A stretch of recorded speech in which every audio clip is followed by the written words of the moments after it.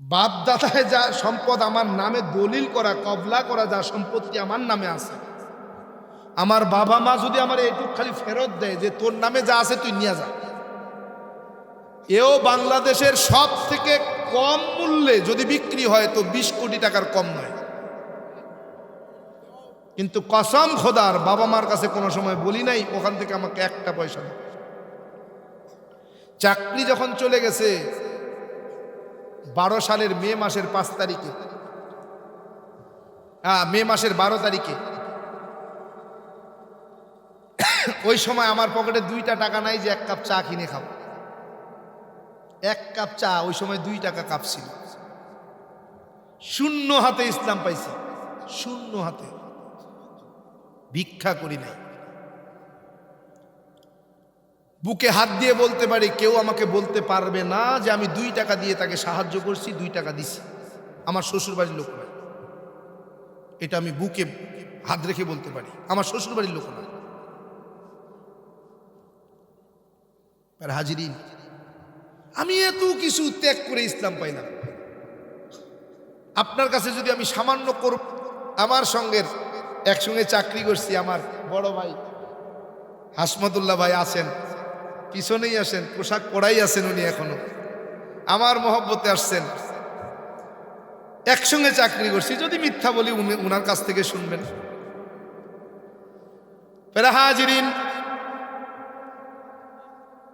এমনি এমনি মুসলমান হই নাই।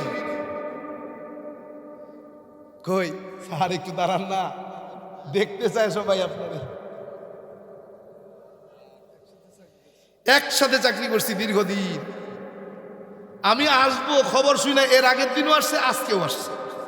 আইসে ডিউটি থেকে এসে পোশাকও খোলে নাই, পোশাক পরা অবস্থায় আমার কাছে আসছে।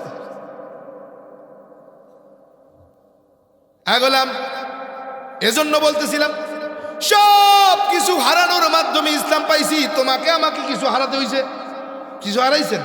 কোনো ত্যাগ, কোনো মামলা মোকদ্দমা, গুম খুনের কোনো ঘটনা ঘটছে? কিচ্ছু ঘটে নাই। বাপ দাদা মুসলমান, আমিও মুসলমান, বাপ দাদা উম্মত, শেষ নবীর উম্মত, আমিও শেষ নবীর উম্মত, কি ঠিক না? কিন্তু আমার মতো ত্যাগের বিনিময়ে কোরবানির মাধ্যমে যদি ইসলাম পাওয়া লাগতো, না জানি কয়জন মুসলমান জমিনে পাওয়া যাইত।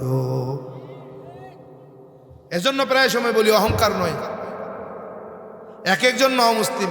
আমরা তো ন মুসলিম দেখলেই নাক শিক্ষা, দূর মিয়া ন মুসলিম না। একজন তো কয়াই ফেলাইলো মসজিদের ইমাম, ওই ন মুসলিমের পিছনে নামাজ হয় না, ন মুসলিমের পিছনে নামাজই হয় না। কেন? বলে ওই তো ন মুসলিম, বাপদাদা তো অমুসলিম, এই জন্য তার পিছনে নামাজ হয় না।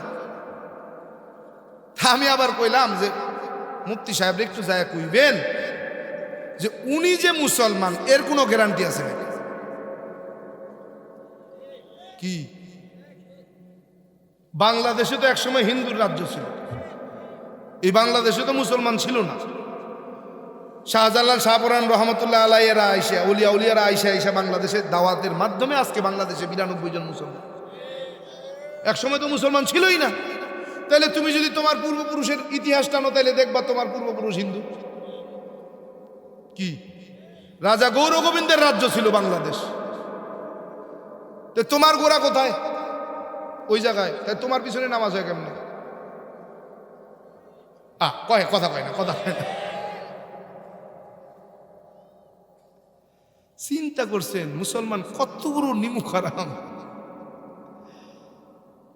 আমি যদি এখন খালি ঘোষণা দেই যে আমি আগের জায়গায় যাবো, দেখবেন ওরা ঢোল ঢাক পিটায় আর রেলি নিয়ে আসবে, কয় আয় তাড়াতাড়ি আয়, তোরই তো পুঁজি।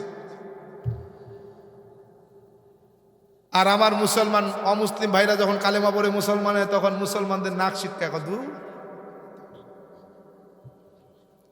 কি মনে করছে বিশাল বড় মুসলমান। উরি বাবা, তুমি যদি আজকে ন মুসলিমদের দেখে নাক ছিটকাও, তুমি সাহাবা একরামদের দেখে কি করছো? একই কথা। সাহাবা একরাম তো আর আমার মতো মুসলমান, আপনার মতো মুসলমান হয়ে জন্মগ্রহণ করে নাই। তারাও তো সব অমুসলিম ছিল, ইহুদি নাসারা ছিল। আমি তো মনে করি সাহাবা একরামের কোরবানি আর ন মুসলিমদের কোরবানি, তার মধ্যে কোনো পার্থক্য দেখি না। আমার কথা বলছি না, আমার যেই ভাইরা অমুসলিমরা কালেমা পড়ে মুসলমান হইতেছে। তাদের কোরবানি আর সাহাবা একরামের কোরবানির মধ্যে কোনো পার্থক্য দেখি না। সব সাইরা দিয়া ইসলাম পাইছে, তুই কি ছাড়ছো? কি ছাড়ছো? কি হারাইছো বলো? মুসলিম দেখে তোর ভালো লাগে না? না, মুসলিম দেখে যার ভালো লাগে না, আমি তো মনে করি তার মতো মুনাফেক এই জমিনে দ্বিতীয়টা হয় না। কথা বলেন। তোমার তো লজ্জা পাওয়া উচিত। তুমি মুসলমানের সন্তান, নামাজ পড়ো না, কি বেজার হইতেছেন? হলে কিচ্ছু করার নাই। এজন্য বলছি যে সব কিছু কোরবানির মাধ্যমে বাবা মা, ধন সম্পদ, আত্মীয় স্বজন, পাড়া প্রতিবেশী, বন্ধু বান্ধব, আপনজন সব হারানোর মাধ্যমে ইসলাম পেয়েছে। তোমার মতো বাপদাদার ধর্মের ইসলাম পাইনি। মুসলমানের ঘরে মুসলমান হই নাই আমি, হিন্দুর ঘরে মুসলমান, সব হারায় ইসলাম পাইছি। তোমার মতো সব থাইকে ইসলাম পাইনি। হাজিরিন, আমি যদি সব কিছু ত্যাগের বিনিময়ে ইসলাম পাইতে পারি, নিতে পারি, গ্রহণ করতে পারি, আপনি কি কিছু ত্যাগ করতে পারেন না? ইসলামকে ভালোবেসে ইসলামের মহব্বতে কিছু ত্যাগ করা যায় না? কি ত্যাগ করবেন? কি এখন যদি কই কয় এই শুরু হয়েছে, শুরু হয়েছে, আমরা জানি তো এই হইল, শুরু হইল। মানে এখন এমন একটা অবস্থা, সামনে গেলেও বিপদ, পিছনে গেলেও বিপদ। হুজুরা যদি একটু দ্রুত হাঁটে, কয় মনে হয় দাওয়াত আছে রে, খাওয়ানটা বোধ হয় ভালো হবে। আবার যদি একটু আস্তে হাঁটে, কয় বোধ হয় দাওয়াত আজকে কেউ দেয় না। হুজুর কি ব্যাপার, দাওয়াত ফান নাই? হুজুরের যদি একটু স্বাস্থ্য ভালো হয়, পরের বাড়ির খাওন তো। আবার যদি একটু হ্যাংলা হয়, পাতলা হয়, বোধহয় হুজুরের দাওয়াতটা ঠিক মতো ফাইটাই না। জামাটা যদি একটু লম্বা হয়, এই দেখছো এই হুজুরের কারণেই জামার দাম, কাপড়ের দাম বাড়ছে। আবার যদি একটু ছোট হয়, দেখছো হুজুর দেখছি টেডি মার্কা হুজুর। মানে হুজুরের দোষের শেষ নাই। কিরাত যদি ফজরের নামাজে একটু লম্বা হয়, এই জন্যই ফজরের নামাজে আসি। আবার যদি একটু ছোট হয়, দেখছো শুরু করলো আর শেষ করলো, কি বললো? মানে কোন যে মুসিবত!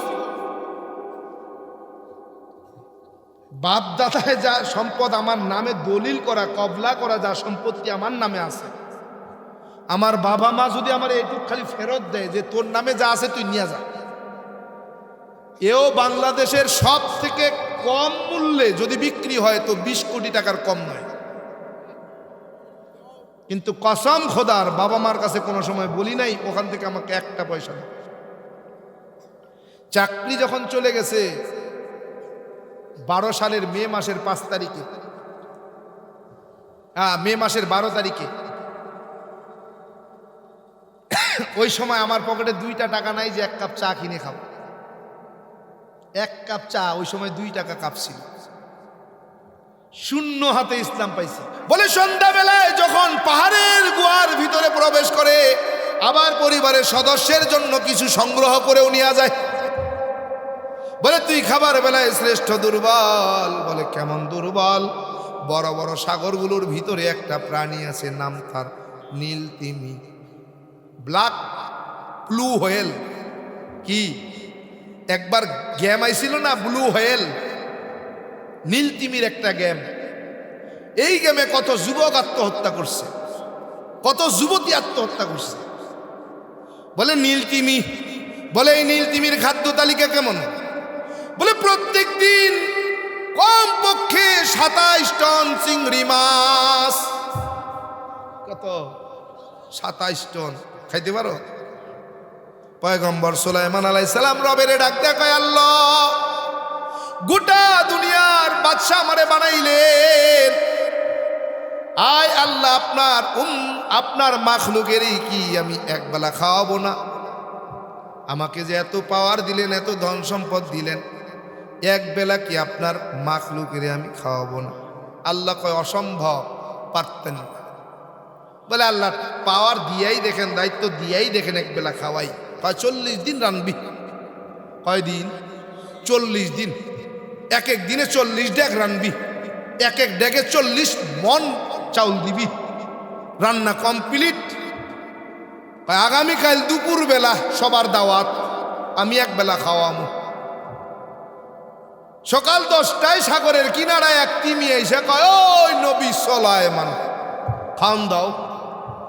কয় সময় হয় নাই দুপুরে, কোনো কথা নাই, আগে খান দাও। কয় কইছি না দুপুর বেলা। কয় দূর মিয়া, এতক্ষণ আমার আল্লাহ একবার খাওয়ায় দেয়, তাড়াতাড়ি খাওন দাও, না দিলে কিন্তু যাইতাম না, তাড়াতাড়ি দাও। পয়গম্বর সুলাইমান কয় হা কর। কয় ঢাল। এক ডেক ঢালছে, কয় নেই আরো ঢাল। কার এক ডেক ঢাকছে, কয় ঢাল আরো ঢাল, হয় নাই। 40 দিনের রান্না সব ঢালার পরেও কয় হয় নাই, আরো ঢাল। কয় কিছু নাই, এখন হাড়ি পাতিল ছাড়া আর কিছু নাই। কয় এডি ঢাল।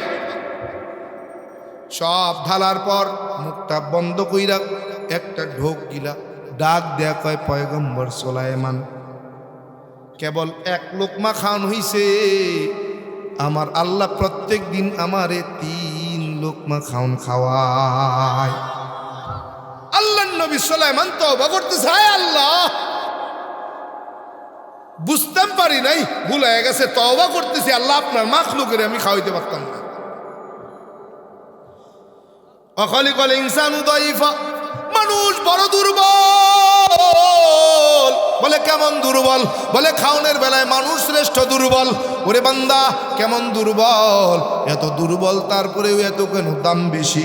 বলে মানুষ বড় সম্মানী, সম্মানের দিক থেকে মানুষ দামি, সম্মানের দিক থেকে মানুষের বড় দাম, সম্মানের দিক থেকে মানুষের বড় দাম। বলে এমন দাম, মানুষের মতো সম্মানী মাখলুক দুনিয়ার জমিনে দ্বিতীয়টা আমার আল্লাহ তাআলা বানায় নাই। পৃথিবীতে 18,000-এর কম বা বেশি মাখলুক আমার আল্লাহ বানাইলেন, কোনো মাখলুক রে আমার বলে দাবি করে নাই।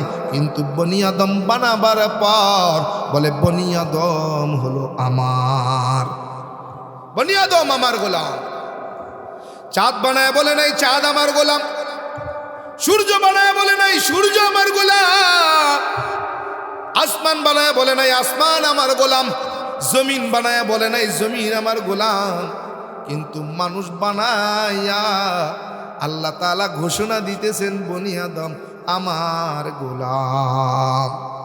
এজন্য রব বলেন, হে গোলাম বনি আদম, আমার গোলামি যদি তুমি করতে পারো, বান্দা তুমি আমার গোলাম, তুমি যদি আমার গোলামি ঠিক মতো করো, দুনিয়ার জমিনে যত মাখলুক আমি বানাইলাম সব মাখলুক তোর গোলাম বানাইয়া দিলাম, সব মাখলুক তোর গোলাম, শুধু তুই আমার গোলাম।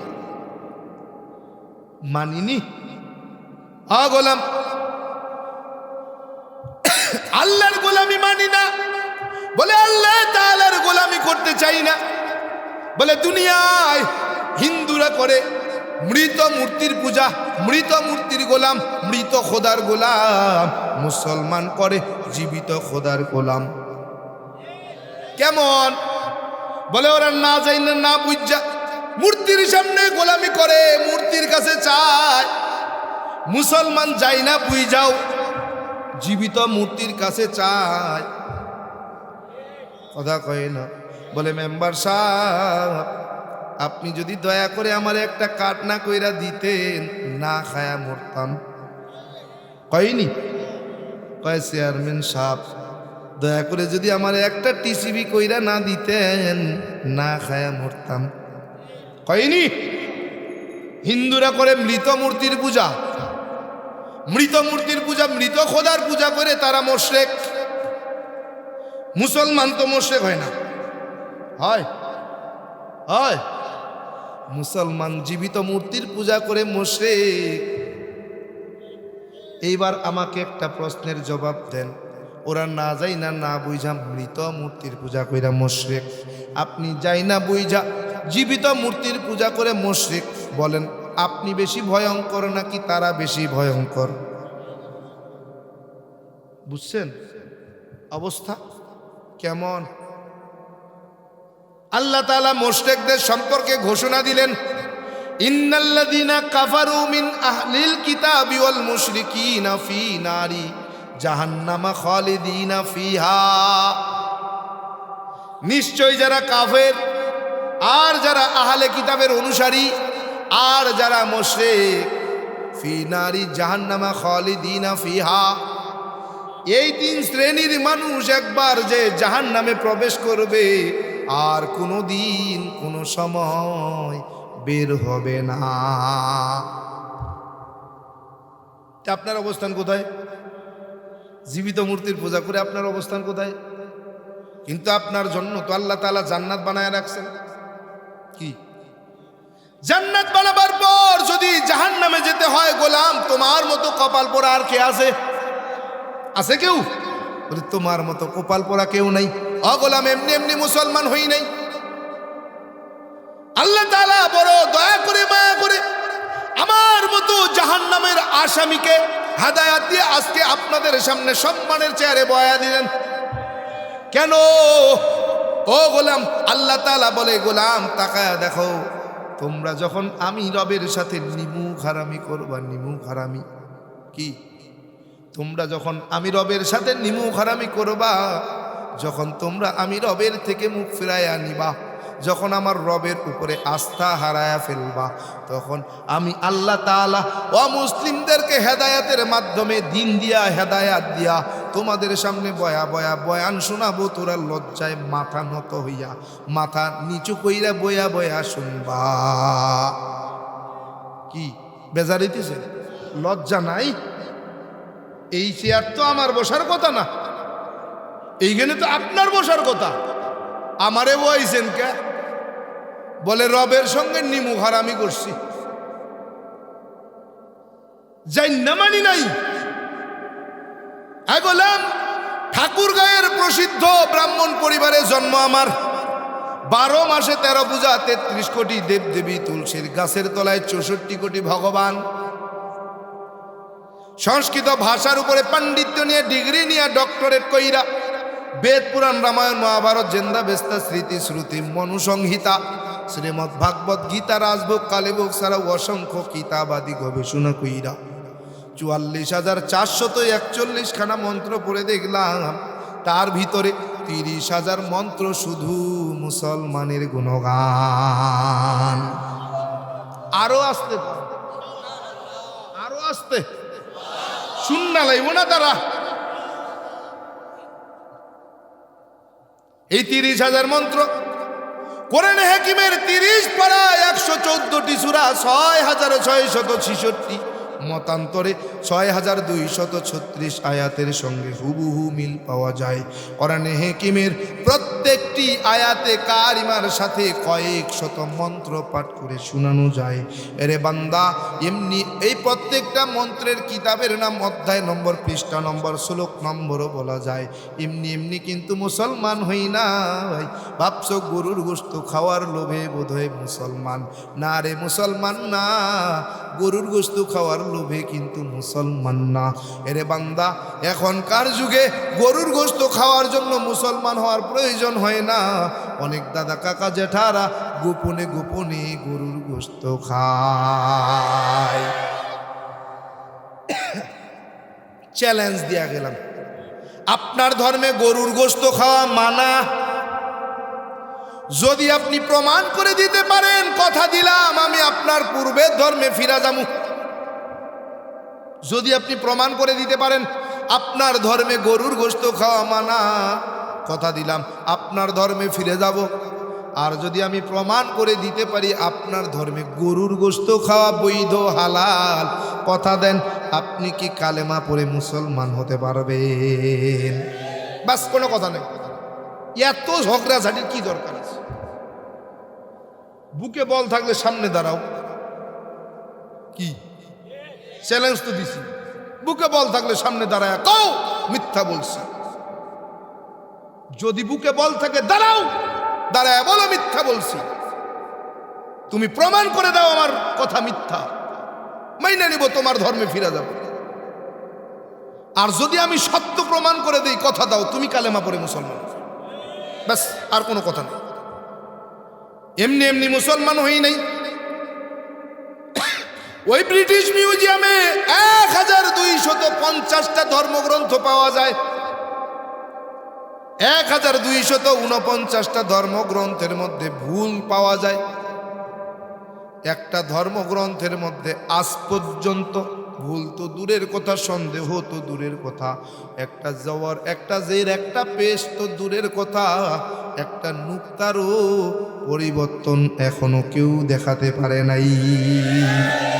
কিয়ামত পর্যন্ত চ্যালেঞ্জ, যদি পারো একটা নুক্তার পরিবর্তন দেখো। কি? কিয়ামত পর্যন্ত চ্যালেঞ্জ, একটা নুক্তার পরিবর্তন দেখায় দাও। যদি দেখাতে পারো, কথা দিলাম আমি তোমার ধর্মে ফিরে যাব। আর যদি না পারো, তাইলে কথা দাও তুমি আমার ধর্ম গ্রহণ করবে। কি? কেন পারবে না? কারণ আমার আল্লাহ তাআলা নিজেই চ্যালেঞ্জ করে দিয়েছেন, ইন্না নাহনু নাযালনা যিকরা ওয়া ইন্না লাহু লাহাফিজুন। আল্লাহু আকবার। আল্লাহ বলেন, নিশ্চয়ই এই কোরআন নাজিল করেছি আমি। কে? নিশ্চয়ই এই কোরআন হেফাজত করব। কে? কে? যে আল্লাহ নাজিল করে জিম্মাদারের দায়িত্ব নিলেন, ওই কোরআনের ভুল বের করবে এমন বাপের বেটা জন্ম হয়েছে নাকি? বুকে বল থাকলে কও আমার কোরআনে ভুল আছে। কি? বুকে বল থাকলে কও আমার একটা কোরআনের একটা নুক্তার পরিবর্তন ঘটেছে। কিন্তু তোমার ধর্মগ্রন্থগুলোর মধ্যে কেমন ভুল? বলে বাংলাদেশের বেদ, ইন্ডিয়ার বেদ আর ইতালির বেদ যদি এক জায়গায় করা হয়, বলে কোনোটার সঙ্গে কোনোটার মিল নাই। বাংলাদেশের ইঞ্জিল, ইঞ্জিল তো এখন নাই, বাইবেল, ইঞ্জিলকে মডিফাই করে বাইবেল বানাই লাইছে।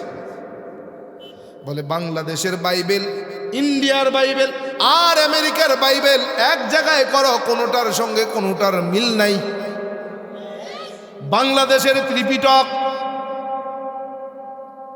ইন্ডিয়ার ত্রিপিটক আর চীনের ত্রিপিটক এক জায়গায় করো, কোনোটার সঙ্গে কোনোটার মিল নাই।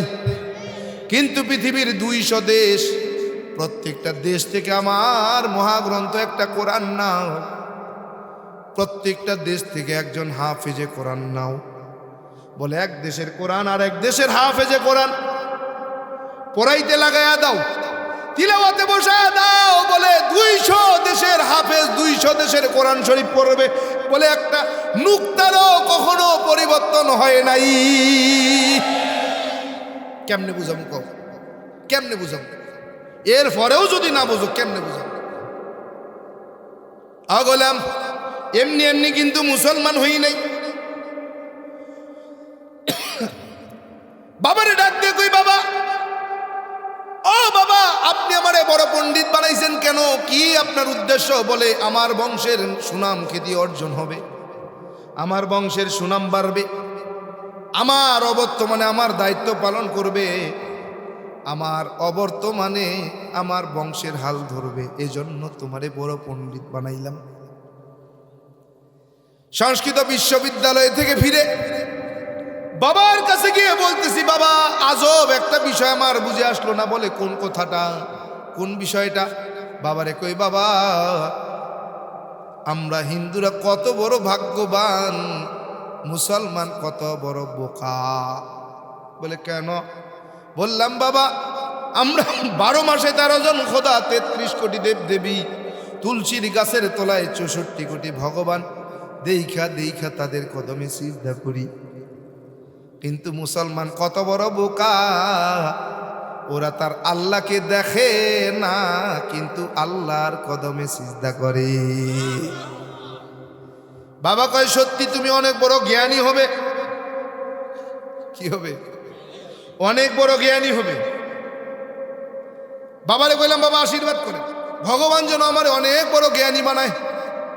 ওই যাও, আশীর্বাদ করে দিলাম, তোমার জ্ঞানের কারণে আমার বংশের নাম খ্যাতি অর্জন হবে, সুনাম খ্যাতি বাড়বে, আমার বংশের নাম ডাক ছড়াবে। ও বান্দা, ডিগ্রি নিয়ে যখন বাবার কাছে ফিরে আসলাম, বাবারে ডাক দেখো, বাবা আপনার একটা কথা বলেছিলাম স্মরণে কি আছে? বলে কি কথা বললাম? বাবা মুসলমান বড় বোকা, আমরা বড় চালাক। বলে হ্যাঁ, কি হয়েছে তার? বললাম, বাবা কথাটা ভিন্ন। বলে কেন? বললাম বাবা মুসলমান বড় চালাক, আমরা বড় বোকা। বলে কেন? বললাম বাবা বেদ কি আপনি মানেন? বলে হ্যাঁ। কেন মানবো না? বললাম বেদ কি বিশ্বাস করেন? বলে হ্যাঁ। কেন করবো না? বললাম বেদ যদি সত্য হয়, বেদের শ্লোক যদি সত্য হয়, তাইলে ভালো করে শোনেন, মুসলমান সত্য, আমরা কিন্তু মিথ্যা। আর যদি বেদ মিথ্যা হয় তাইলে আমরা সত্য, মুসলমান মিথ্যা। কয় বেদ মিথ্যা বলা যায় না, অবশ্যই এটা সত্য। বলে কত ভাগ সত্য? বলে 100-র মধ্যে 100। বললাম বাবা বেদ যদি সত্য হয় তাইলে মুসলমান কিন্তু সত্য। বলে কেন? বললাম বাবা বেদের মধ্যে লেখা আছে না তস্য প্রতিমাস্তে। বলে মানে কি? বললাম বাবা বেদ বলতেছে আমি সৃষ্টিকর্তার কোনো প্রতিমূর্তি নাই, প্রতিচ্ছবি নাই, আকার নাই, আকৃতি নাই, দেখা যায় না, ধরা যায় না, ছোঁয়া যায় না, লাল নীল হলুদ না সবুজ তা অনুভব করা যায় না। তাইলে বলেন 12 মাসে 13 জন খোদা, 33 কোটি দেব দেবী তুলসীর গাছের তলায়, 64 কোটি ভগবান, তারা কারা? বাবা কয় জানি না। জানেন না তো মানেন কেন? কয় বাপ দাদা পূর্বপুরুষ মানছে, নামাই নাও তো পারি না। দলিল কই? বাপ দাদা পূর্বপুরুষ। আমগো মুসলমানের ভিতরেও একটা দলিল আছে। আমরা মুসলমান, কিছু কিছু নামদারি লিবাসে, সিরাতে, সুরতে, চলনে ফিরনে মুসলমান। কথায় কথায় কই বাপ দাদা করছে, তারা কি ভুল করছে? ওই যে এই 2 দিন পরে কি আসতেছে? আরে দূর মিয়া, 14 ফেব্রুয়ারি বাদ দেন, সবে বরাত আসতেছে নি। কি খাওয়ান লাগবো? খাইছে কইছে কেডায়? কেডায় কইছে? তো তোমার মধ্যে তার মধ্যে পার্থক্য কি? তোমার মধ্যে তার মধ্যে পার্থক্য কি? সবে বারাত, রাত জায়গা ইবাদতের রাত। কি রাত ধরে ইবাদতের রাত? তোমরা কইছে কেডায় হালুয়া রুটি খাইতে? জম্মের খাওন খাও, ফজর কাজা। কেউ কথা কয় না, জম্মের খাওন খায়। কয় হালুয়া রুটি তো এরকম খায় না, গরুর গোশ আর রুটি। কি কয় ফজরের আগে গরু জবাই করছে কসাই, ফজর হইতে হইতে নাই, জম্মের খাওয়া খা, কপাল ফোরা কথা। আল্লাহ রসুল হালুয়া রুটি খাইছেন কেন? উম্মা দলিল কি? কয় দাঁত ভেঙে গেছে, দাঁত। কয়নি দাঁত ভাঙছে এই জন্য সবে বরাতে হালুয়া রুটি খাইছে। কইছে পাইছো কু? কপাল ফোরা। তো তুই দাঁত ভাঙছ নি? আমার রসুল দাঁত ভাঙ্গা হালুয়া রুটি খাইছে, তুই ভাঙছ নি দাঁত? তো তুই খাও কা? পাইছো কই? কয় বাপ দাদাই করছে। তোর মধ্যে তার মধ্যে কোনো পার্থক্য নেই। কপাল ভরা। তোরে বুঝামু কেমনি? কর তোরে বুঝানোর কায়দা আছে? বাবার ডাক দেয়া কয় বাবা, আর কতক্ষণ যাবো? শেষ করে দিই। হাজিরিন, বাবা ডাক দিয়ে কয় পূর্বপুরুষ করছেন, না মাইনাও তো পারি না।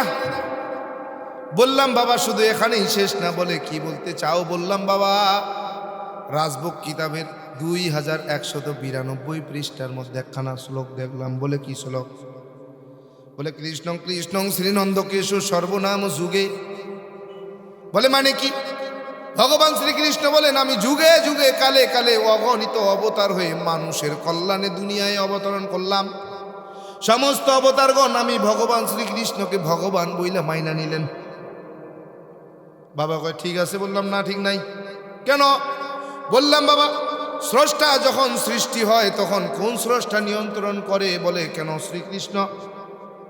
বললাম বাবা কেমন বুঝে আসলো না? বলে কেন? বললাম বাবা ভগবান শ্রীকৃষ্ণ ছিলেন স্রষ্টা, মানুষের কল্যাণে হলেন সৃষ্টি। ও বাবা ভগবান শ্রীকৃষ্ণ যখন মানুষের কল্যাণে পূর্ব আকাশে সূর্য হয়ে ঝুলে গেলেন, ওই সূর্য নামক দেবতাকে কোন স্রষ্টা নিয়ন্ত্রণ করেছেন? কয়েক শ্রীকৃষ্ণ। বললাম বাবা স্রষ্টা যখন সৃষ্টি হয় পাওয়ার থাকে না। স্রষ্টা যখন সৃষ্টি হয় পাওয়ার থাকে না। ওই সৃষ্টিকে কোন স্রষ্টা নিয়ন্ত্রণ করে? কয় কেন জানি না। বলে আমি জানি। বলে কি বলতে চাও? বললাম বাবা, স্রষ্টা যখন সৃষ্টি হয়, এই সৃষ্টিকে যিনি নিয়ন্ত্রণ করেন তিনি হলেন মুসলমানের আল্লাহ। বাবা কয় যে আল্লাহ সেই তো ভগবান। সুর পাল্টা গেছে আবার, যে আল্লাহ সেই ভগবান। বললাম বাবা, যে আল্লাহ সেই ভগবান নয়, আল্লাহর ভগবান কিন্তু এক নয়। বলে কেন? বললে আল্লাহ এমন এক সত্তা, জায়গা কাল পাত্র ভেবে হয় না তার পরিবর্তন। ভগবান এমন এক সত্তা, জায়গা কাল পাত্র ভেবে হয় তার পরিবর্তন। বলে কেমন? বললাম বাবা, বাংলাদেশের বাঙালি মাতৃভাষা বাংলা, বাংলা ভাষায় কথা বলি। বাংলাদেশের হিন্দুরা বাংলা ভাষায় যখন তার স্রষ্টাকে ডাকে কি বলে ডাকে? বলে ভগবান। ইন্ডিয়ার জমিনে যে হিন্দুরা বসবাস করে, মাতৃভাষা হিন্দি, হিন্দিতে কথা বলে। হিন্দি ভাষায় যখন ইন্ডিয়ার হিন্দুরা তার স্রষ্টাকে ডাকে কি বলে ডাকে? বলে ঈশ্বর। আমেরিকার জমিনে যেই হিন্দুরা বসবাস করে, মাতৃভাষা ইংরেজি, ইংরেজিতে কথা বলে। ইংরেজি ভাষায় যখন আমেরিকার হিন্দুরা তার স্রষ্টাকে ডাকে কি বলে ডাকে? বলে গড। বাংলাদেশের ভগবান ইন্ডিয়ায় গেলে ঈশ্বর, আমেরিকায় গেলে হয় গড। জায়গা কাল পাত্র ভেবে হয় যার পরিবর্তন, তার নাম ভগবান। বাবা কয় কি বোঝাতে চাও? বললাম আল্লাহ এমন, জায়গা কাল পাত্র ভেবে নাই তার কোনো পরিবর্তন। বলে কেমন? বলে বাংলাদেশের বাঙালি মাতৃভাষা বাংলা, বাংলা ভাষায় কথা বলি। বাংলাদেশের মুসলমান বাংলা ভাষায় যখন তার স্রষ্টাকে ডাকে কি বলে ডাকে? ইন্ডিয়ার জমিনের মুসলমান মাতৃভাষা হিন্দি, হিন্দিতে কথা বলে। হিন্দি ভাষায় যখন ইন্ডিয়ার মুসলমান তার স্রষ্টাকে ডাকে কি বলে ডাকে? আমেরিকার জমিনের মুসলমান ইংরেজিতে কথা বলে, মাতৃভাষা ইংরেজি, ইংরেজি ভাষায় যখন মুসলমান তার স্রষ্টাকে ডাকে কি বলে ডাকে? বললাম বাবা, পৃথিবীর জমিনে 200 দেশ, এমন একটা দেশ নাই যেখানে আল্লাহকে অন্য নামে ডাকা হয়। আল্লাহ এমন এক সত্তা, জায়গা কাল পাত্র ভেবে নাই তার কোনো পরিবর্তন। বাবা কয় বুঝো না কেন? আল্লাহর ভগবান আলাদা কেউ না। বলে কেমন? বলে ভগবান তো সর্বত্র বিরাজমান। বলো আল্লাহ কেমন? আল্লাহ কেমন? আল্লাহু নূরুস সামাওয়াতি ওয়া মা ফিল আরদ। বলে এই দুনিয়ার জমিনে আল্লাহর নূর আর নূর, নূর আর নূর। কি বলে? আল্লাহ কেমন? ফাইনামা তুআল্লু ফাসাম্মা ওয়াজহুল্লাহ। আল্লাহু আকবার। বলে বান্দা, ও বান্দা, আমারে কোথায় তুমি তালাশ করো? আমি তো সব জায়গায়। সামনে তাকাও আমি আল্লাহ, পিছনে তাকাও আমি আল্লাহ, ডাইনে তাকাও আমি আল্লাহ, বামে তাকাও আমি আল্লাহ, আসমানের দিকে তাকাও সেখানেও আমি আল্লাহ, জমিনের দিকে তাকাও সেখানেও আমি আল্লাহ, গাছে তাকাও আমি আল্লাহ, গাছের পাতার মধ্যে তাকা দেখো সেখানেও আমি আল্লাহ। বলে বাবা বুঝো না কেন? আল্লাহর ভগবান আলাদা কেউ না। কেমন? বলে বাবা বলো না, আল্লাহ লিখতে কয়টা হরফের প্রয়োজন? বললাম 4। আলিফ লাম লাম হা, 4 হরফে আল্লাহ। বলে বলো ভগবান লিখতে কয়টা শব্দের প্রয়োজন? বললাম 4। ভগবান। বাবা কয় দেখছনি কত সুন্দর মিল পাওয়া যায় রে। শাব্দিক অর্থে আল্লাহর ভগবান আলাদা কেউ না।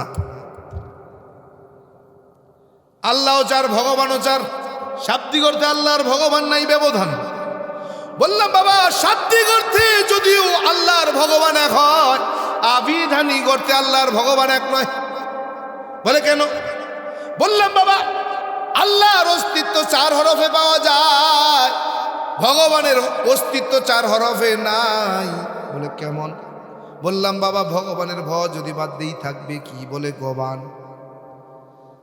যুবক গুগলে সার্চ দাও, গবান শব্দের অর্থ। বাবারে কই বাবা, বাংলা ডিকশনারি থেকে বলেন গবান শব্দের অর্থ কি? বলে গোবর। গবান শব্দের অর্থ পবিত্র না অপবিত্র, পাক না নাপাক। বাবারে কই বাবা আপনার ভগবান কিন্তু নাপাক হয়ে গেল। বাবা কয় লাফাইস না, আল্লাহ নাই, আল্লাহ থাকবে না। বলে কেমন? বলে আলিফ যদি বাদ দাও থাকবে কি? বলে লাম লাম হা। বলো এবার তোমার আল্লাহ কোথা আসেনি? আল্লাহ আসেনি? লিল্লাহি মা ফিস সামাওয়াতি ওয়া মা ফিল আরদ। আল্লাহু আকবার। আল্লাহ আছে না নাই? আল্লাহ এখনো আছে, ভগবান কিন্তু নাপাক হয়ে গেছে। বাবারে কই বাবা, গবানের গ যদি বাদ দেই থাকবে কি বলে বান। আজ যুবক গুগলে সার্চ দাও, বান শব্দের অর্থ। বাবারে কই বাবা, বাংলা ডিকশনারি থেকে বলেন বান শব্দের অর্থ বলে দুইটা। 1 নম্বরে বন্যা, 2 নম্বরে গাভীর ওলান। বাবারে কই বাবা, আপনার ভগবান কিন্তু গাভীর ওলান। বয়লা পাইস না, আল্লাহ থাকবে না বলে কেমন? বলে লাম বাদ দাও। আছে কি বলে লাম? হ্যাঁ বলো এবার, তোমার আল্লাহ কোথা? আসেনি? আছে, আল্লাহ আছে। বলে লাহু মা ফিস সামাওয়াতি ওয়া মা ফিল আরদ। আল্লাহু আকবার। আল্লাহ আছে না নাই? বাবারে কই বাবা, আল্লাহ কিন্তু এখনো আছে, ভগবান কিন্তু গাভীর ওলান।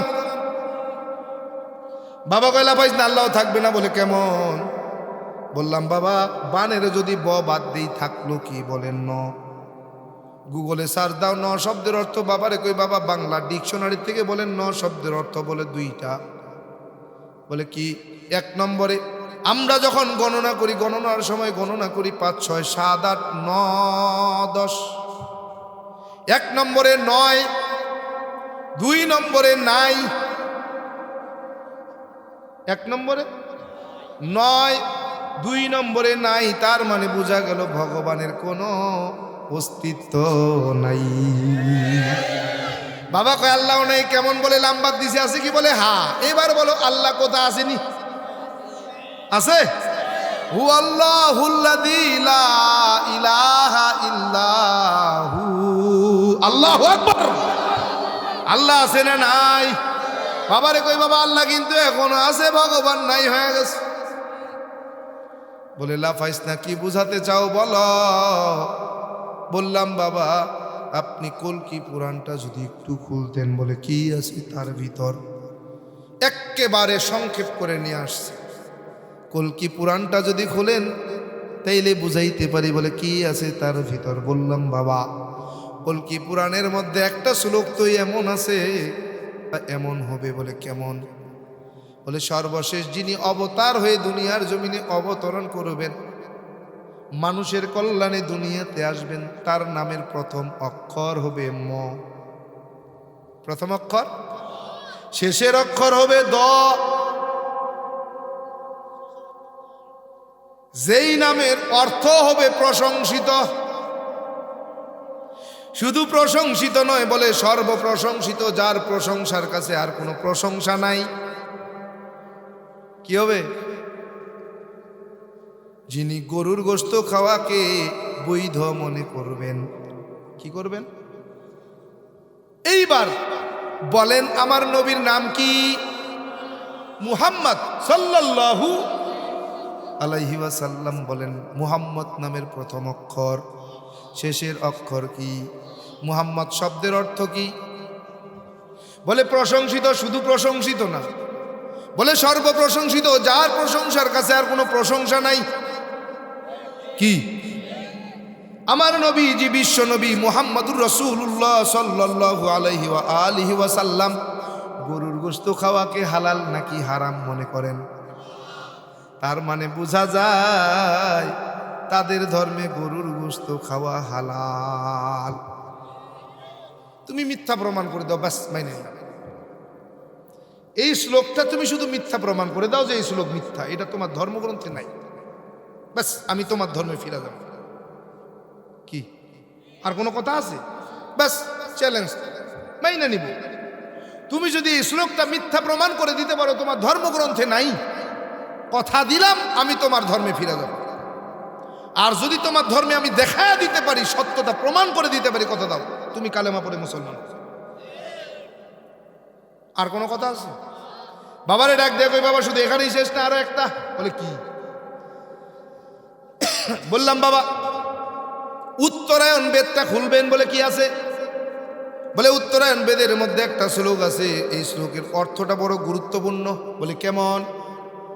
বলে উত্তরায়ণ বেদের মধ্যে পাওয়া যায় লা ইলাহা ভর্তি পাপম ইল্লু ইলাহা পরম পাদম জন্ম বৈকুণ্ঠ পৈনুতি তজপি নাম মোহাম্মদ। বলে অর্থ কি? বললাম বাবা এই শ্লোকের অর্থ আমি করি নাই, এই শ্লোকের অর্থ করেছেন ডক্টর বেদপ্রকাশ উপাধ্যায়। বলে তিনি কি, তার পরিচয় কি? বলে লন্ডনের অক্সফোর্ড বিশ্ববিদ্যালয় থেকে 10টা ভাষার উপরে পিএইচডি করলেন, যিনি হিন্দুদের একজন ধর্মগুরুও বটে। বলে এই ডক্টর বেদপ্রকাশ উপাধ্যায় নিজের হাতে একটা কিতাব লিখেছেন, নাম তার কল্কি অবতার। এই কল্কি অবতারে 33 নম্বর পৃষ্ঠার মধ্যে এই শ্লোকের ব্যাখ্যা তিনি করেছেন। ডক্টর বেদপ্রকাশ উপাধ্যায় বলেন, ও দুনিয়ার হিন্দু মানুষ, সত্যিকারের হিন্দু যদি তুমি দাবি করতে চাও, এই শ্লোকের 2টা অংশ তুমি মনে প্রাণে মেনে নাও। বলে কি আছে 2টা অংশে? বলে প্রথম অংশ, লা ইলাহা অর্থি পাপম ইল্লু ইলাহা পরম পাদম জন্ম বৈকুণ্ঠ পৈনতিত জপি নাম মুহাম্মদ। বলে প্রথম অংশ, লা ইলাহা ভর্তি পাপম ইল্লু ইলাহা পরম পাদম। যদি তুমি পাপ থেকে মুক্তি পেতে চাও, পাপগুলোকে পুণ্যের দ্বারা পরিবর্তন করাইতে চাও, বলে এমনি হবে না। 12 মাসে 13 জন খোদা, 33 কোটি দেব দেবী তুলসীর গাছের তলায় 64 কোটি ভগবানকে ত্যাগ কর। ইল্লু ইলাহা লা ইলাহা ইল্লু ইলাহা নামক কালেমা পড়ে মুসলমান ধর্ম গ্রহণ কর। প্রথম অংশ। দ্বিতীয় অংশ, জন্ম বৈকুণ্ঠ পয়নুতিত জপি নাম মুহাম্মদ। আর মৃত্যুর পরে যদি তুমি বৈকুণ্ঠ নামক স্বর্গ পেতে চাও, যেই স্বর্গে গেলে ক্ষুধার যন্ত্রণা থাকবে না, যেই স্বর্গে গেলে পানির পিপাসা লাগবে না, যেই স্বর্গে গেলে কখনো তুমি অসুস্থ হবে না, যেই স্বর্গে গেলে গাছের পাকা ফল ছুটায় খেতে কেউ নিষেধ করবে না, যেই স্বর্গে গেলে বয়স তোমার কোনো দিন বাড়বে না, যেই স্বর্গে গেলে কখনো তুমি অসুস্থ হবে না, যেই স্বর্গে গেলে কখনো তুমি মারা যাবে না, যেই স্বর্গে গেলে আবার দুনিয়ায় ফিরা লাগবে না, এই স্বর্গে যদি যেতে চাও এমনি যাওয়া যায় না। বলে অপরিণতিত জপি নাম মুহাম্মদ। মুহাম্মদের জীবন আদর্শ তোমার জীবন আদর্শ বানাও। কি করো? 1 নম্বরে কালেমা পড়ে মুসলমান হও, 2 নম্বরে মুহাম্মদের আদর্শ তোমার আদর্শ বানাও। এই 2টা কাজ করলে তুমি সত্যিকারের হিন্দু। সত্যিকারের হিন্দু। ডক্টর বেদপ্রকাশ উপাধ্যায়ের ভাষ্য। যদি এই 2টা মেনে নাও তাইলে তুমি সত্যিকারের হিন্দু। একটাকেও যদি অস্বীকার করো তুমি হিন্দু না। তাইলে বোঝা যায় কি, যদি তুমি তোমাকে হিন্দু দাবি করতে চাও, কালেমা পড়ে মুসলমান হও। কালেমা পড়া ছাড়া তুমি কখনো নিজেকে হিন্দু পরিচয় দিতে পারবা না। এজন্যই তো এ পর্যন্ত আমি গুনাহগারের হাতে হাত দিয়া 215 জন কালেমা পড়ে মুসলমান হয়ে গেল। এমনি এমনি মুসলমান হয় নাই। এই যে গত ওই যে মাকে দেখতে যাওয়ার ঘটনা বলতেছিলাম, 8 তারিখে গিয়েছিলাম। 7 তারিখে দিনাজপুরের বীরগঞ্জে একটা মাহফিলে এক হিন্দু ছেলে এসে কয়, হুজুর আপনার বয়ান কতদিন ধরে শুনি জানি না, তবে এত মজা লাগে, আমি সব বয়ানগুলো আপনার শুনছি, শুই না বুঝতে পারছি, দুনিয়ায় যদি সত্যি কোনো সত্য ধর্ম থাকে সেটার নাম ইসলাম, নির্ভুল যদি কোনো মহাগ্রন্থ থাকে সেটার নাম কোরআন। ও হুজুর আর দেরি করতে চাই না, আমি আপনার কাছে হাজির হয়েছি, কালেমা পড়ে মুসলমান হব, আপনি আমাকে কালেমা পড়াইয়া মুসলমান বানায়া দেন। গোলাম কেমনে বুঝাবো বলতে গেলে অনেক সময়ের দরকার, এই জন্য জীবনীতে যাই না। জীবনী বলতে গেলে সময়ের দরকার হয়। এর জন্য এরে গোলাম, আমার আল্লাহ পাক রব্বুল আলামিন আমাকে জাহান্নাম থেকে তুইলা জান্নাতের রাস্তায় চালাইয়া দিয়েছেন। কেন? বলে আল্লাহ পাক রব্বুল আলামিন শিরিকের গুনাহ মাফ করে না, সব গুনাহ মাফ করে, কিন্তু শিরিকের গুনাহ মাফ করে না। যদি শিরিকের গুনাহ মাফ নাই করতো তাইলে আমার জায়গা তো জাহান্নাম ছাড়া আর কিছুই হতো না। কি ওই পাশেও ছিলাম জাহান্নামী। শিরিক তো একা করছি, বিষয়টা এমন না, বরং দল নিয়ে করাইছি, একা করি নাই, আরো দলবল নিয়ে তাদের নেতা হয়ে শিরিক করাইছি। তাইলে আজকে এই হেদায়েতের বয়ান দিয়া কি ফায়দা? যদি শিরিকের গুনাহ আল্লাহ মাফ নাই করবেন তাইলে আর কি লাভ হবে? তাইলে তো এমনি জাহান্নামী, বয়ান কইরা কি লাভ? ঠিক না? কিন্তু না, আমার আল্লাহ বলেন, কুল ইয়া ইবাদিয়াল্লাযীনা আসরাফু আলা আনফুসিহিম আলা আনফুসিহিম লা তাকনাতু মির রাহমাতিল্লাহ ইন্নাল্লাহা ইয়াগফিরুদ দুনুবা জামিআ ইন্নাহু হুয়াল গফুরুর রহিম। আল্লাহ বলেন, কুল, হে নবী জানায়া দেন, বলে দেন, ইয়া ইবাদিয়াল্লাযীনা আসরাফু আলা আনফুসিহিম, যারা তাদের নফসের সাথে জুলুম করে ফেলেছে। কি করেছে? জুলুম, গুনাহ করে ফেলেছে। বলে কেমন গুনাহ? বলে গুনাহ করতে করতে জমিন থেকে আসমান পরিমাণ করে ফেলেছে, জমিন থেকে পাহাড় পরিমাণ গুনাহ করে ফেলেছে। এমন কোনো গুনাহ নাই বান্দা করে নাই।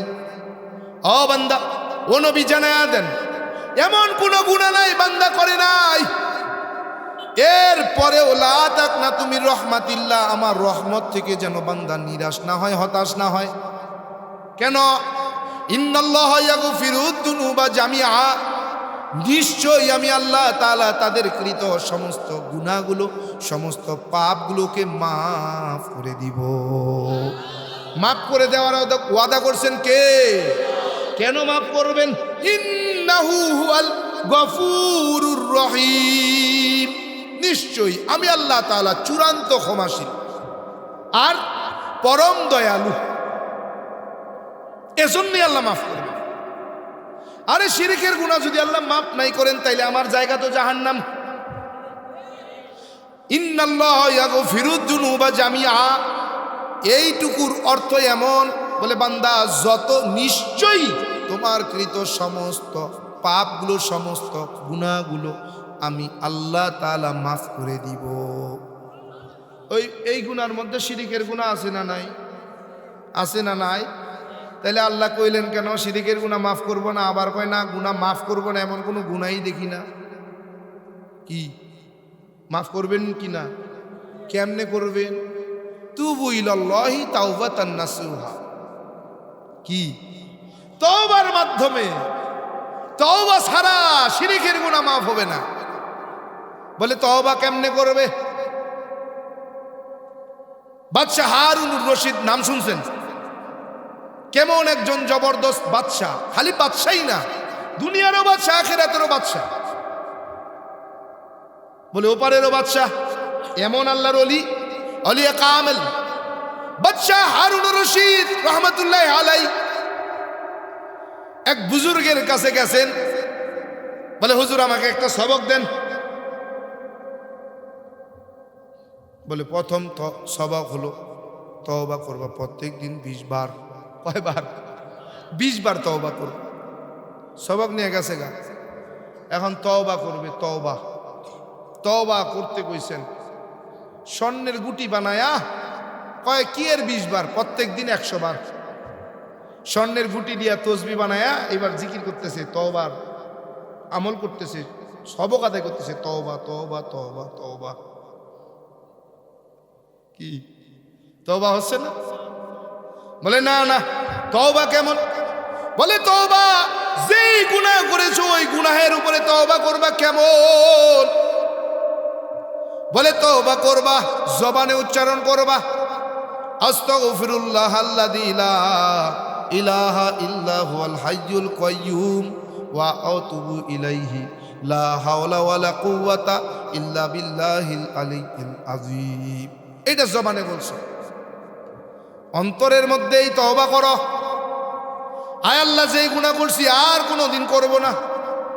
কি জবান দিয়া তওবা করলাম, অন্তরে করে নাই, ওই তওবায় কোনো লাভ নাই। বলে তওবা যখন জবান দিয়া করছো, অন্তর দিয়া তওবা করো, আল্লাহ যেই গুনাহ করছি আর দ্বিতীয়বার করব না। বলে এইবার জবান দিয়া করলা, অন্তর দিয়া করলা। বলে 3 নম্বর কাজে প্রমাণ দেখাও।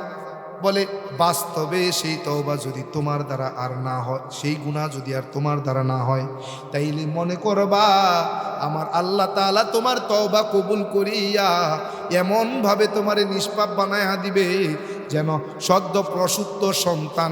বলে এমন অবস্থা, জীবনে কোনো গুনাহ তার গায়ে লাগে নাই। কেমন?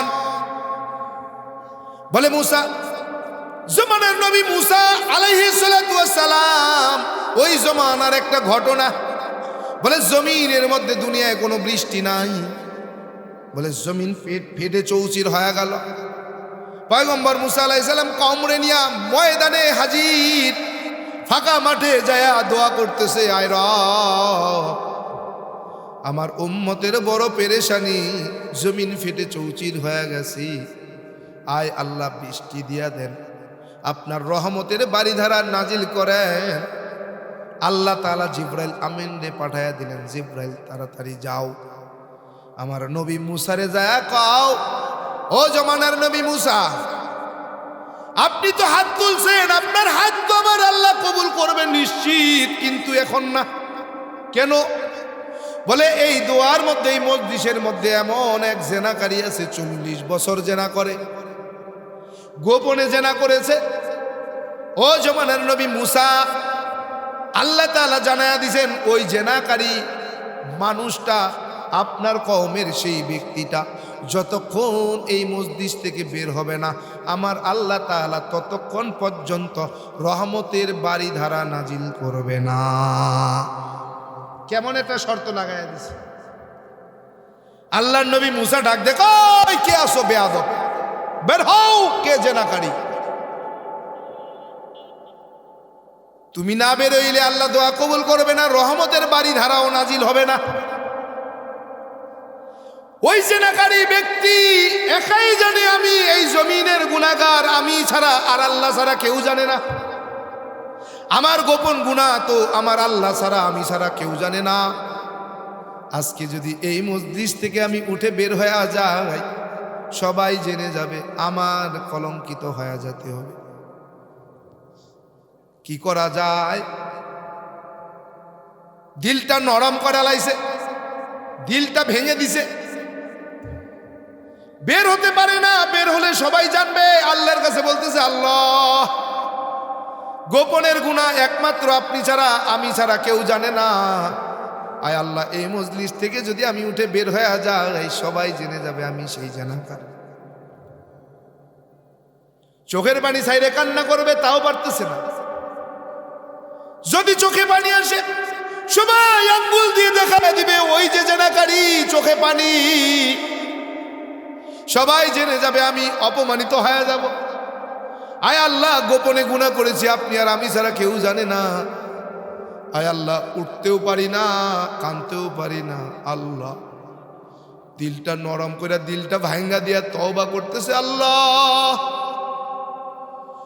আয় আল্লাহ, গোপনের গুনাহ গোপনে মাফ করে দেন, আর জীবনে কোনোদিন গুনাহ করব না।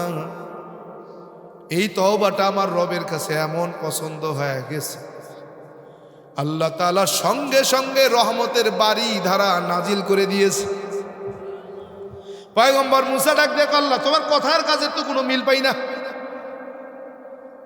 কইলা একটা, করলা আর একটা, কারণটা কি? আয় আল্লাহ, আপনি না কইলেন জেনাকারী ব্যক্তি এই মজলিস থেকে বের না হইলে রহমতের বাড়ি ধারা দিবেন না? ওই ব্যক্তি তো উঠেও নাই, ওই ব্যক্তির তো আমরা চিনিও না। ওয়াল্লাহ, কেন তাইলে আপনি রহমতের বাড়ি ধারা নাজিল করলেন? আল্লাহ ডাক দেয়, কয় মুসা,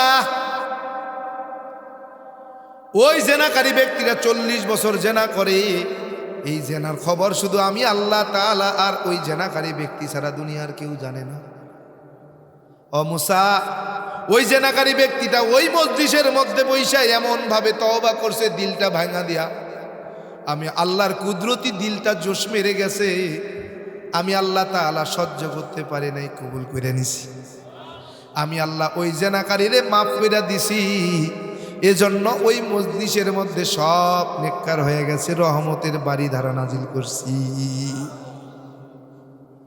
এ যুবক, ও বৃদ্ধ বাবাজি, পদালের মা, আল্লাহ পাক রব্বুল আলামিন এমন গফুর, এমন গফফার, এমন সত্তার, এমন রহমান, এমন রহিম। যেই দিন চাকরি চলে গেল, এই খুলনার জমিন থেকে এই খুলনার অলিতে গলিতে আমার হাঁটার পায়ের শব্দ পর্যন্ত আছে। এই জায়গাগুলো এমন কোনো জায়গা নাই যে এই জায়গাটায় আমার পদচলন নাই। এই খুলনার জমিন থেকে 11 সালে আমার চাকরি চ্যুত করে আমাকে বাড়িতে পাঠানো হয়। যারা আমাকে চাকরি থেকে অপসারণ করেছে, চাকরিচ্যুত করেছিলেন, কোনো অপরাধ নয়, অপরাধ একটাই, কেন আমি মুসলমান হলাম। একটাই মাত্র অপরাধ, মুসলমান হওয়া। বলে মুসলমান হওয়ার কারণে চাকরি চলে যায় এমন একটা দেশ, যেই দেশের নাম স্বাধীন বাংলাদেশ। দেশে সে শতকরা 92 জন মতো মুসলমান। ও গোলাম, আমার নামে বিভাগীয় মামলা রুজু হয়ে গেল তদন্ত ছাড়া, কোনো সাক্ষী প্রমাণ ছাড়া, আমাকে সামনে ডাইকে সাক্ষী নেওয়া ছাড়া। যিনি আমার বিরুদ্ধে তদন্ত প্রতিবেদন দিলেন তিনি ছিলেন মুসলমান, যিনি আমার বিপক্ষে রায় দিলেন তিনিও ছিলেন মুসলমান। আমার খুলনা রেঞ্জ ডিআইজির কাছে যখন আপিল করলাম তিনিও ছিলেন মুসলমান। বান্দা, পুলিশের প্রধান আইজি স্যারের কাছে যখন আপিল করেছিলাম তিনিও ছিলেন মুসলমান। তাদের হৃদয় এতটুকু নাড়া দিল না, আমি মুসলিমের জন্য তাদের দিলের ভিতরে এতটুকু আচর দিল না।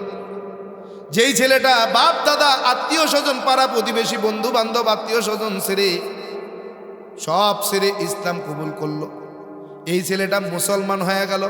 এই ছেলে মুসলমান হওয়ার পর তার তো পিছনে ফিরে যাওয়ার আর কোনো রাস্তা নাই। চাকরি চলে গেলে ছেলেটা কোথায় যায় দাঁড়াবে, কার কাছে যায় দাঁড়াবে, তার তো কোনো পরিবেশ নাই। তাদের হৃদয়ে এতটুকু রক্তক্ষরণ হয় না।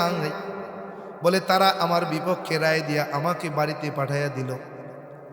আমার বন্ধু বান্ধব একসঙ্গে যারা চাকরি করেছে আমার কলিগরা আমাকে বিদায়ী সম্ভাষণা দিবে, অনুষ্ঠান করলো বিদায়ী সম্ভাষণা দেওয়ার জন্য। বিদায় অনুষ্ঠানে আমার বন্ধুরা আমার কলিগরা বলতে শুরু করলো, ভাই এতদিন পর্যন্ত তোমার তো একটা চাকরি ছিল, যদিও তোমার বাবা মা আত্মীয় স্বজন হারাইছো, বাবা মার সম্পদ থেকে বঞ্চিত হয়ে গেছে। এতদিন পর্যন্ত তোমার একটা চাকরি ছিল, অবলম্বন ছিল, আজকে সেটাও হারাইয়া গেল। এখন তুমি কিভাবে চলবা, কোথায় যায় দাঁড়াবা, কিভাবে তুমি সংসার চালাবা, কেমনে তুমি থাকবা, কি তুমি খাবা, কি তুমি পরবা? আমি শুধু একটা কথা বলেছিলাম, বলো আমি যে মুসলমান হলাম এটা কি আমার ইচ্ছায়? কার ইচ্ছায়? আল্লাহর ইচ্ছায়। কেন? আল্লাহ আমাকে পছন্দ করেন না এই জন্য মুসলমান বানাইছে? পছন্দ করছেন বিধায় আমার আল্লাহ আমাকে হেদায়েত নামক দৌলত দিয়েছেন। ওরে বান্দা, দুনিয়ার জমিনে তোমার টাকা আছে, পয়সা আছে, ধন সম্পদ, অট্টালিকা, বাড়ি গাড়ি আছে, কিন্তু তোমার ঈমান নামক দৌলত নাই। বলে তোমার যার্রা পরিমাণ দাম আমার রবের কাছে নাই। গোলাম, তোমার কিছুই নাই। তুমি রিক্সা চালাও, দিন মজুর, খেতে খামারে কাজ করো, কিন্তু তোমার ঈমান আছে। আমার রবের কাছে তোমার চাইতে দামি আর কেউ নাই। কি বলে? একমাত্র ঈমান এত দামি, এত দামি। বলে ঈমানের মতো দামি সম্পদ দুনিয়ায় মানুষের আর কিছু নাই। ঈমান এত দামি, এত দামি। বললাম দোস্ত শোনো, আমার তো চাকরি চলে গেল, তোমরা এত পেরেশান কেন? যেই আল্লাহ আমাকে ভালোবেসে হেদায়াত দিলেন, ঈমান দিলেন, সেই আল্লাহর ভান্ডারে কি আমার জন্য রিজিক কম আছে? যেই আল্লাহ হেদায়াত দিয়া মুসলমান বানাইছেন সেই আল্লাহই আমার রিজিক পরিবেশন করবে। তবে আমার দায়িত্ব কি? আমার দায়িত্ব রবের গোলামি করা, রবের দায়িত্ব আমার রিজিক দেওয়া, আমার দায়িত্ব মালিকের দেওয়া ডিউটি পালন করা, মালিকের দায়িত্ব আমার পারিশ্রমিক দেওয়া। আমি যদি আমার মালিকের ডিউটিতে ফাঁকি না দেই, আমার মালিক পারিশ্রমে ফাঁকি দেবে, পারিশ্রমিকে ফাঁকি দেবে এমন ক্ষমতা তার নাই। কি পাওয়ার আছে না? এমনি এমনি দিবেন না তো হেদায়াত দিচ্ছেন কেন? ওই রব আমার পারিশ্রমিক ফাঁকি দেবেন তো আমাকে হেদায়াত দিচ্ছেন কেন? কেন দিয়েছেন হেদায়াত? হেদায়াত যখন দিয়েছেন তো আমার রিজিক দেবেন না কেন? কি এত সহজে ছাইরা দিব? সব কিছু হারায় আসছি না? উনি জানেন না যে সব হারায় আইছি? তো সব হারায়া যখন আসছি তখন দিবে না কেন? দিতে বাধ্য। আমি যদি আমার ডিউটিতে ফাঁকি না দিই, আমার পারিশ্রমিকে ফাঁকি দেবে? এত বড় পাওয়ার কি এই পাওয়ারটা তো থাকতে হবে, সবার আছে? এত সহজ? বলে সকালে ফজর পরে জোহরে নাই, জোহর পরে আসরে নাই, আসর পরে মাগরিব নাই, মাগরিব পরে এশা নাই, এশা পরে তো ফজর নাই। তো তোমারে দেবে? দায়ে ঠেকে পড়ছে না? তুমি দিবা ফাঁকি ডিউটিতে, আর তোমারে দিয়া দিবে সব। এত দোয়া করি আল্লাহ কবুল করে না। আরে করবে না কেমনে মিয়া? দেওয়ার জন্যই তো আমার আল্লাহর নাম রহমান, দেবেন দেখেই তো আমার আল্লাহর নাম রহিম, দেবেন দেখেই তো আমার আল্লাহর নাম গফুর, দেবেন দেখেই আমার আল্লাহর নাম গফফার, দেবেন দেখেই আমার আল্লাহর নাম সত্তার। দেবে না তো নাম লাগছেন কেন? যদি আমার পরিপূর্ণতা দেবেনই না, তো আপনার নাম রহমান, রহিম, গফুর, গফফার আর সত্তার লেখে লাভ কি? নাম পাল্টাইয়া দেন। কি আপনারা মনে করতেছেন এমনি এমনি বলতেছি? এ পর্যন্ত খালি হাতে ফিরছি হয় নাই। দুইটা জিনিস খালি এখনো পাই নাই, এছাড়া যখন যা চাইছে আল্লাহ দিয়া দিছে। আপনি বলবেন তাইলে আপনি কি কোটিপতি? না, কোটিপতি না, তবে বাদশা। বলবেন হুজুর কেমন? বলবেন যে আপনার কি আছে? আর কিচ্ছু না, তবে বাদশা। বললেন কেমন? বলে আগে কেমন ছিলেন, এখন কেমন আছেন? আগে ছিলাম মিসকিন, এখন বাদশা। বলে কেমন বাদশা? বলে এই মুহূর্তে রব যদি কাউকে বাদশাহী দান করতেন, বাদশার যেই হালতে চলার কথা তার চাইতে জাররা পরিমাণ কমে চলি না। আল্লাহ তাআলা আমাকে বাদশাহী হালতে রেখেছেন। হ্যাঁ, যদি বলেন যে 10 টাকা দেন, আমার ব্যাংক ব্যালেন্সই নেই, ব্যাংকের অ্যাকাউন্টই নেই, দেবো করতে।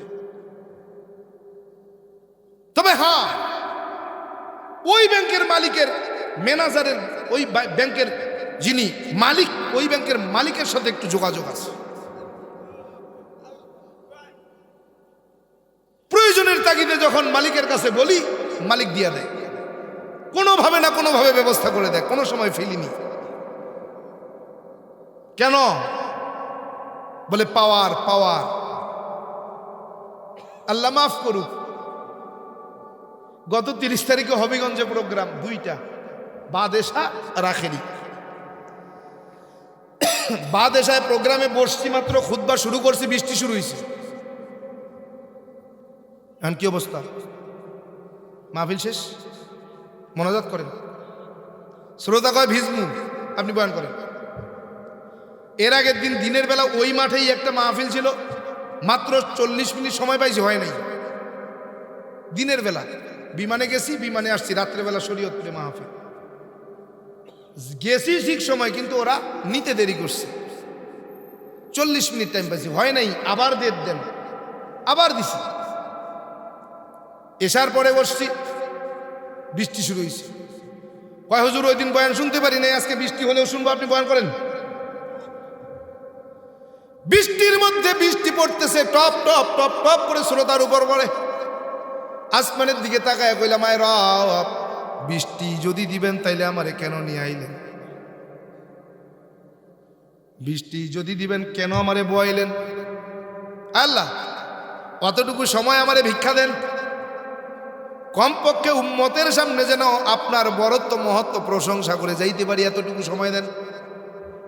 বৃষ্টি থেমে গেছে। কেন শুনবে না? শুনবেন না কেন? এত সহজে ছেড়ে দিবনি? বয়ান শেষ কইরা গাড়িতে উঠছি, বৃষ্টি শুরু হয়েছে। দ্বিতীয় মাহফিলে 11টার সময় বয়াইছে, সিলেটের দিকে তো সারা রাত বয়ান হয়। 11টার সময় যখন বয়ানে বয়াইছে, বৃষ্টি চলে, ওই অবস্থায় বৃষ্টি স্টেজে নিয়ে গেছে, বৃষ্টি পড়তেছে। স্টেজে যাওয়ার পর দেখি শ্রোতা সব তাকায় রইছে।